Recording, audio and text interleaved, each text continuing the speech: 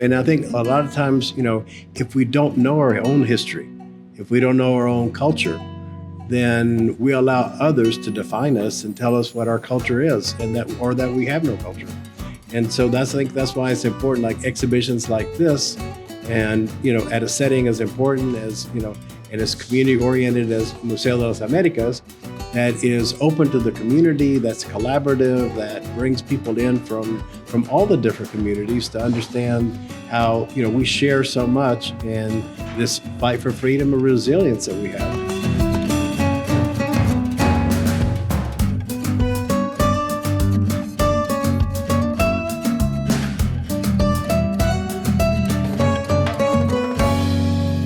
Hola comunidad, welcome to the Museo Podcast on Air, a podcast in which we interview artists, curators, and staff members from our museum to celebrate and amplify the creative voices of Latinos everywhere. I'm your host, Cristina Del Hoyo, and today I have the pleasure to be here with an art historian and the curator of our new exhibition, Jorge Baldor. Hola, Jorge. Hola, qué gusto. Thank you so much for the invitation. We're excited for our partnership and this collaboration that we have with this exhibit that is going to be at Museo de las Americas until July 13th. We invite the public to come. It's a family exhibit. It tells a lot about history. We're talking about culture. We're talking about who we are and where we came from. So there's something for everyone. So invite the community to come and be a part of this exhibit. Jorge, well, tell us a little bit about yourself and your journey in the arts. Well, I've always liked art, and I've always been a history buff. So probably about 8 or 10 years ago, decided to combine those two interests and created Latino Arts Project. And through that, we've had a number of different exhibitions throughout, mostly in Texas. We're based out of Dallas. And the concept behind what we're doing is having a pop-up museum experience. So a lot of times, people don't feel comfortable going into like a box museum somewhere that's not very friendly for the community and where we don't feel like we're part of that. So what we do is instead we go to like community centers, we go to museums that are open and visited by the community, universities, and have exhibits there, make it more accessible. Yeah, communities like us, right? Like Museo de las Americas, that is a community museum. Absolutely. That's so interesting. Latino Arts Project. So what's the mission of your organization that you founded, right? Latino Arts Project. What's their mission? Right. I think a lot of times what we've been able to do is identify stories that are maybe not as well known out of history. Sometimes contemporary stories as well, like the border crossing. We have an exhibit about that. The current one that we have at Museo de las Americas is about a very interesting topic that a lot of people don't know about or have never heard of or thought about, which is the Afro-Mexican experience. And so a lot of people, even in Mexico, aren't aware of the African past and the influence in the different communities within Mexico. That's right. Our new exhibition is called Afro-Mexican Journey, Yanga, Slavery and Freedom. I love that title. I think it says so much already. But who is Yanga? I think that might be a question that a lot of people might have. That's a great question. And to me, our mission is to make that where it's not a question and bring him to life. So Gaspar Yanga was a prince in a royal family who was sold into slavery. He was enslaved and taken to Veracruz, Mexico. And through his strength and his inner strength and resilience, he was able to overcome his circumstances, created a community of runaway slaves. And through a series of events that we talk about and we show through art in the exhibit, we're able to see how this enslaved person was able to negotiate peace and freedom for his community. And so he was actually the first liberator of the Americas. And so as a historian, I heard the story and, I love the mystery behind it and trying to understand why and how for almost 250 years that story was hidden. And so what we were able to determine is that these documents existed, and they exist in the National Archives in Mexico City and also in the archives in Seville. So in order to tell the story as a historian would, we went into the archives and were able to find the documents that tell this story. And our exhibit, for the very first time, has a series of these negotiations between an enslaved person and arguably the most important person in the world at the time, which was the King of Spain, and how he was able to get the king to acquiesce and give him his 11-point demands. And so that's a story that needs to be told. Yes, definitely. It's fascinating. It's a very, very interesting story that I didn't know about. I also know that you kind of like divided the exhibition in 4 parts, correct? Right. So the first part is Yanga, that we just talked about it. What about the other parts of the exhibition? Could you tell us more about that? Absolutely. So one of the other parts is about the slave trade.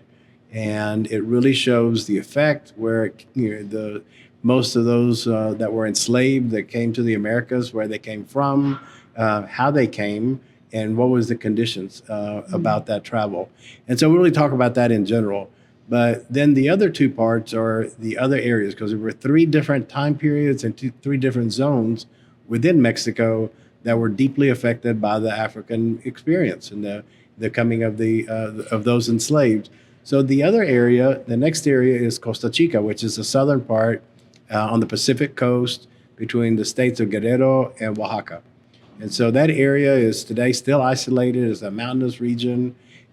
They maintain the same customs and dances and festivals and foods for 300 or 400 years.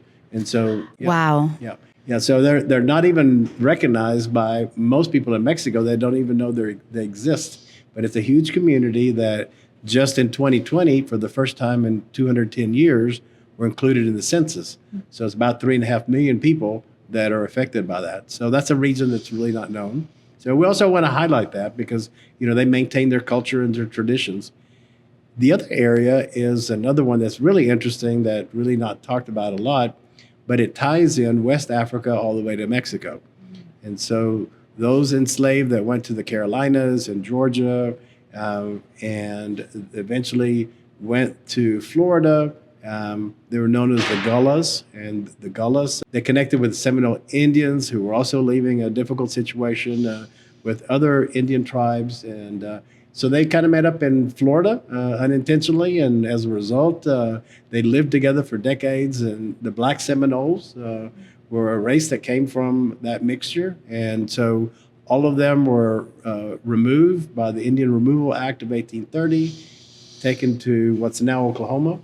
And then that journey continued, seeking freedom and getting away from the slavery and the threat of slavery. And they went to Coahuila, which is the northern state of Mexico that borders Texas, and created in 1852 a town called Nacimiento de los Negros. So these are a lot of stories that connect. And one of the interesting aspects in the Gullah story is that what connected them all the way through are hymns.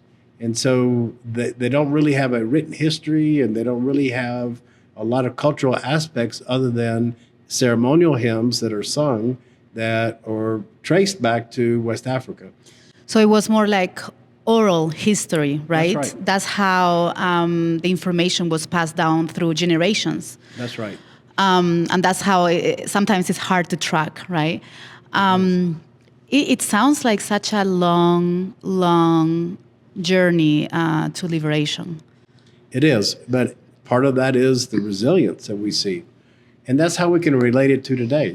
I think sometimes, particularly nowadays, we're seeing a lot of difficult situations and a lot of stress and people feeling like they're overwhelmed. And then, I think that's where history kind of comes in, because history is not just about the past.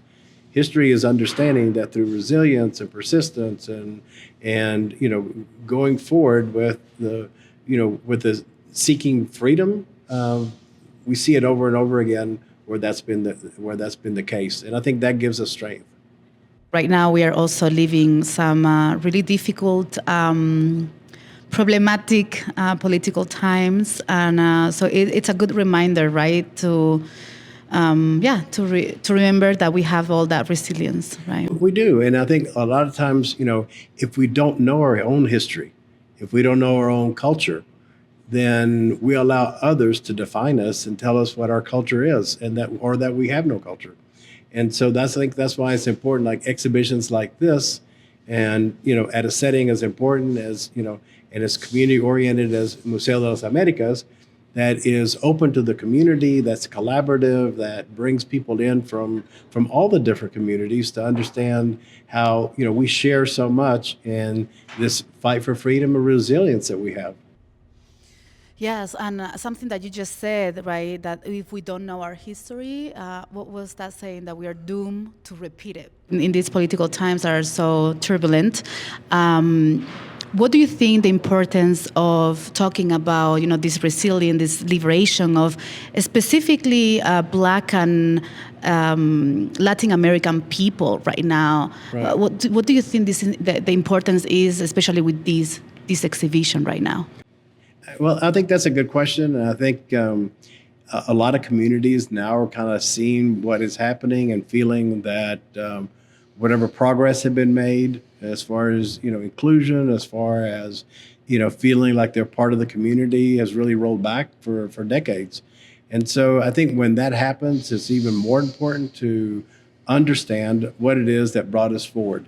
So that, the more we can do that and work together and collaboratively, and, I keep saying collaborative because I think it's very important. Alone, we really can't achieve much, but when we work together, when we have organizations like Museo de las Americas that brings people together with exhibits that we have, like through Latino Arts Project, that are really aimed at bringing communities together, then we can see, where we can move forward. Yes, I totally agree. And I feel like I've been hearing a lot of people, telling me that they are living in fear at these times. Right. And totally understandable.